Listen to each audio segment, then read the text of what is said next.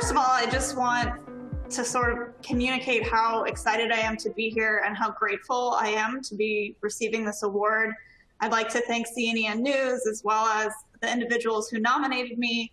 I don't know exactly who nominated me, but I have a feeling it's some of the people that I'm about to tell you about right now. And I'm going to tell you about my story, how I got where I am today. And I just really want to take this opportunity to highlight my mentors, my supporters, and my cheerleaders. And so hopefully you'll get to know me a little bit better and see these people who I'm just eternally grateful for.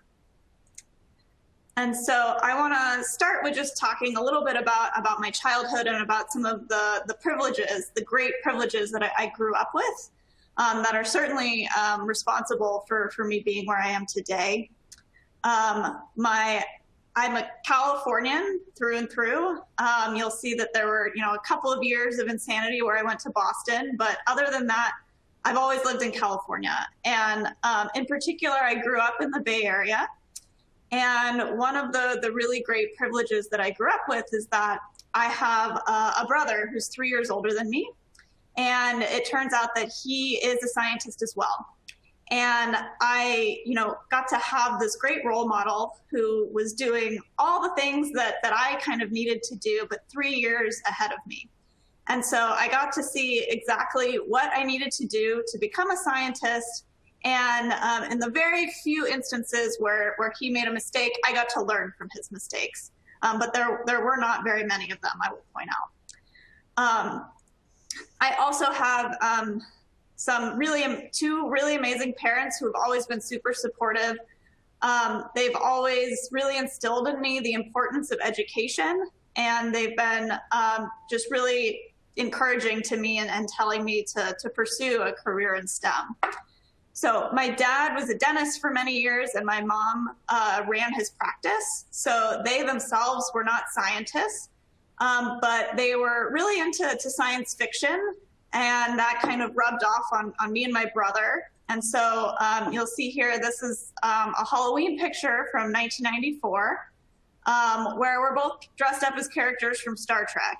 And I'll point out that pretty much every single other girl in my second grade class was dressed up as Princess Jasmine from Aladdin this year for Halloween. But instead I was dressed up as Counselor Troy from Star Trek, The Next Generation. And so, this enthusiasm for sci-fi really permeated me and had a huge impact on me growing up. And that's what got me really interested in STEM, and in particular, chemistry. And so I graduated from high school and I went to UC Berkeley for my undergrad. And I majored in chemistry, but there were, I just want to talk about some of my extracurricular activities and hobbies. So I joined a sorority, and I actually learned so much from interacting with these women. I held a variety of leadership positions, and that actually enabled me to build my communication skills and to be able to give a talk like this in front of hundreds of people without sort of, freezing and in fear. And it also built my science communication skills. It was a group of 80 different women who were all studying different disciplines, and we all really cared about each other, and we talked a lot about what we were interested in.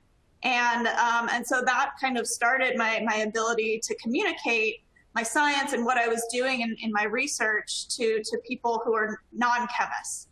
And so we also had a lot of fun. This picture right here on the top is from us at one of the Cal football games.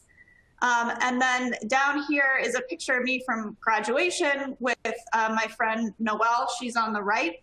She was sort of the glue that brought my study group together. There was a group of us, and she was always the one that was, booking the library room for us to go and study for a midterm. And that really grew, my friendship with some really talented chemists who I still interact with today. And this guy in the middle of the picture here, it turns out he becomes very important. I ended up marrying him. He's my husband. And we first met freshman year in Gen Chem lab. So this is me. So my undergrad, it wasn't all fun and games. There was, a lot of really difficult coursework. This is me in Gen Chem lab. And at the end of my first year, I really wanted to get into research. And, this was largely, pushed and impressed upon me by my brother, who he also went to Cal. He was a chemical engineer. And he said, okay, it's really important that you get into research. And so I joined the lab of Chris Chang, who was this rising star in the field of chemical biology.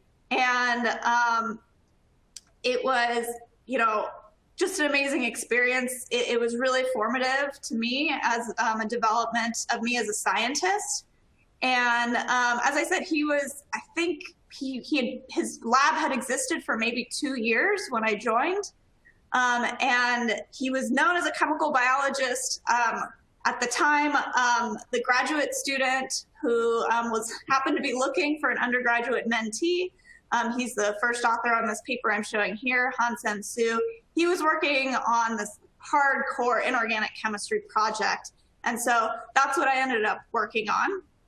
And you'll see down here, what we would do is we would design these inorganic molecules that we expected to be able to catalyze certain important reactions in the field of alternative energy. And, I said Chris Chang was a chemical biologist. Where's the biology in this? These small molecules were biomimetic or bio-inspired. We designed them to have certain attributes that sort of mimicked the active site of proteins, since many of these proteins could catalyze these reactions very well. And so this particular catalyst here, we designed it to have the hydrogen bond donors. You can kind of see that these nitrogen groups are donating a hydrogen bond to near the iron center, which does the catalysis. And so again, that was really instrumental in developing me as a scientist. And I had a lot of fun. As all inorganic chemists know, these molecules were very bright colors. So one of these was blue, the other was red, and it was really cool to see the colors change as the molecule was doing its chemistry and reducing oxygen to water.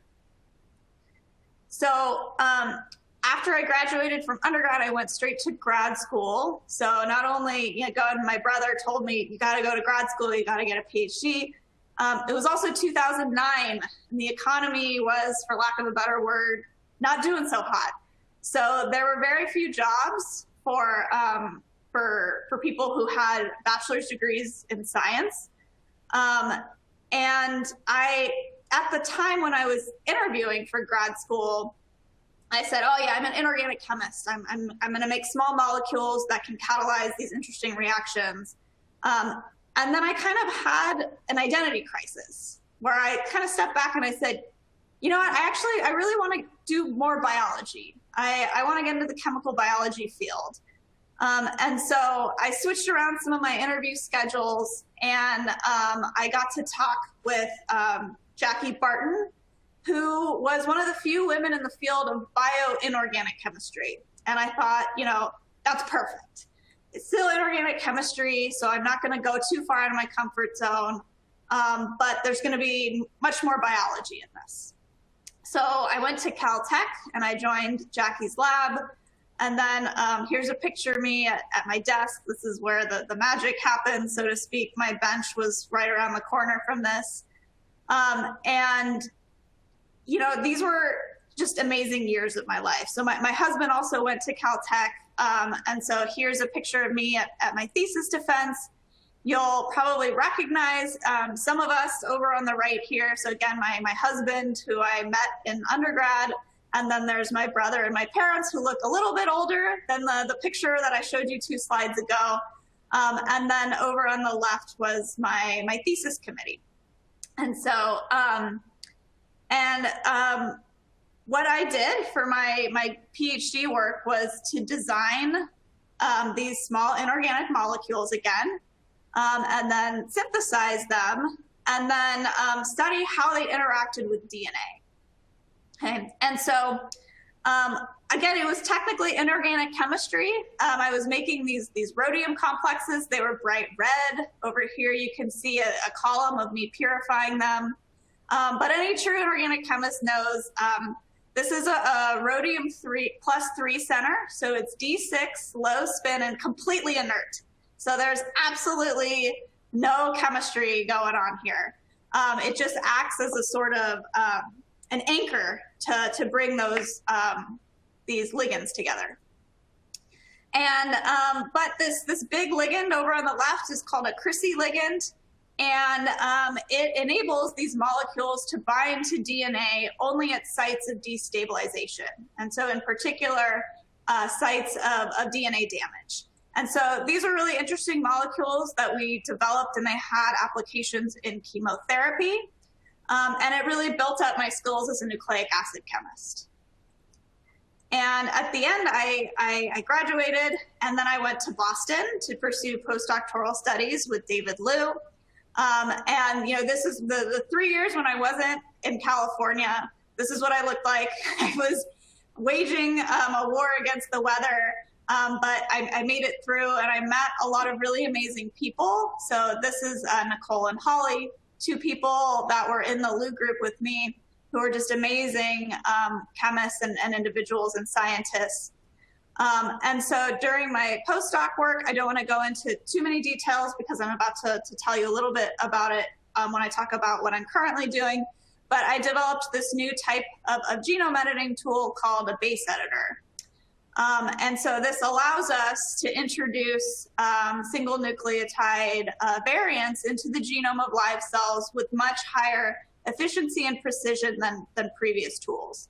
And so again, I just want to shout out to David Liu, who was an amazing mentor and really took a chance on me, a nucleic acid chemist, coming and doing this protein engineering and very biological project. So very briefly, in 2017, I started my independent career at UCSD, and the goal is to better understand human genetic variation. And so in particular, a single nucleotide variant is when two people's genomes differ by each other just by the identity of a single base pair. So our genomes are made up of A, T, G, and C. And this is, these single nucleotide variants are responsible for about 96% of human genetic variation. And what's more, each individual has about 4 to 5 million genetic variants in their genome. And we're trying to understand which of these genetic variants are simply contributing to diversity. So they're benign, they don't have a negative impact on our health, versus those that I've shown in red here are pathogenic or are having a negative impact on our health. And so currently we've identified hundreds of millions of genetic variants, but over 99% of them, we don't understand what they're doing. And the less than 1% that we do kind of understand what they're doing, they actually fall in this 6 category system, ranging from benign to pathogenic. And so this is shown pictorially here. Current methods to classify these variants are purely computational and rely on sequencing lots of individuals and identifying genetic variants in a large number of people, and then using statistical analyses to figure out what's happening.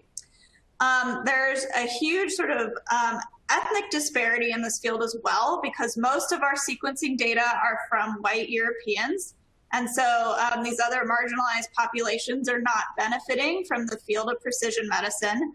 And so what we want to do is develop laboratory methods where we introduce these genetic variants into cell lines of interest, and then use those models to understand how the genetic variant is impacting the health of the cell, and by extension, by individuals and people.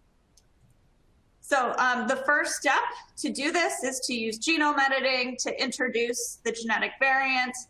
And so traditional genome editing methods prior to my postdoctoral work relied on endonucleases, which are these proteins such as CRISPR-Cas9 that bind to genomic DNA in a location of our choosing and introducing a double-stranded DNA break, where we're essentially cutting the backbone of the DNA in half.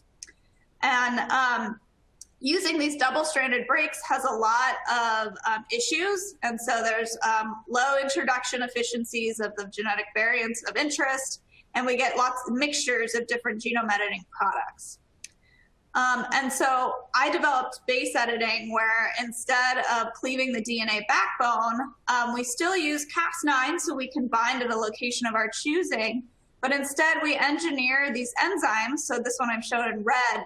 And these enzymes do chemistry on the actual nucleobases of the genome. And so in particular, this one over here is called a cytosine base editor. It does chemistry on cytosines in the genome, converts them to uracils, and then that gets processed into an AT base pair. So my postdoctoral work developed two of these, the cytosine base editor, CBE, and the adenine base editor, ABE. And they can introduce these genetic variants with over 100-fold higher precision than these double-stranded break-reliant tools.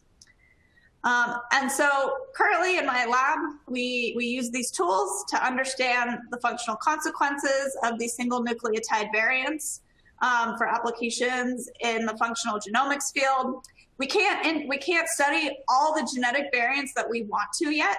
So this subgroup sort of gives rise to the second subgroup of engineering precision genome editing tools to better enable our functional genomics subgroup. And then we also have a subgroup that aims to better understand how these precision genome editing tools work. And we take the information that we learn from studying these tools, and that leads to us to be able to better understand how to improve these tools and develop new ones as well. And in the process, we actually, these two subgroups support each other a lot too, because we're looking at lots of DNA repair proteins that are involved. And so with that, I just want to kind of wrap up and again, thank the individuals who have made all of this happen. And in particular, here's a picture of my group. And I just want to thank them so much for working so hard to, getting through the pandemic and making my life easier, and that I love to come to work and interact with them. They're just an amazing group of scientists, and I love mentoring them. And so, and then one last slide, thanking my family. So again, over here on the left, you'll recognize again my parents and my brother, and then we've added some more individuals. This is from my husband Andrew's family. Him and I are over here on the right, and then we have two cats that are basically my children, and so they make my life much easier as well. And so with that, again, I just want to just remind everyone and just say how happy I am to receive this award and how appreciative I am of all of the mentors and supporters, both scientific and non-scientific, who I've met and who have helped me along the way. And so with that, I know I've gone egregiously over time, but if we have time for a question or two, I'm happy to answer it. Hi, thank you so much, Alexis. I am going to ask you one of my questions, which is, where do you hope the field of base editing will be in like 10 years? Yeah, so first of all, I think there's not going to be one sort of universal genome editing tool. So I think a lot of people are sort of thinking about that, like, oh, how are we going to improve this to do this other type of transformation on the genome? I think that we're going to have just a slew of hundreds of different tools, and depending on what sort of modification you want to make to the genome and why you want to make that modification, you would pick one sort of tool over the other. And so we're hoping to expand the base editor toolbox so we can introduce other types of single nucleotide variants. But if you want to, add in a new gene or do, delete two bases or add in two bases, those would be completely separate tools that work via totally different mechanisms. Thank you so much, Alexis.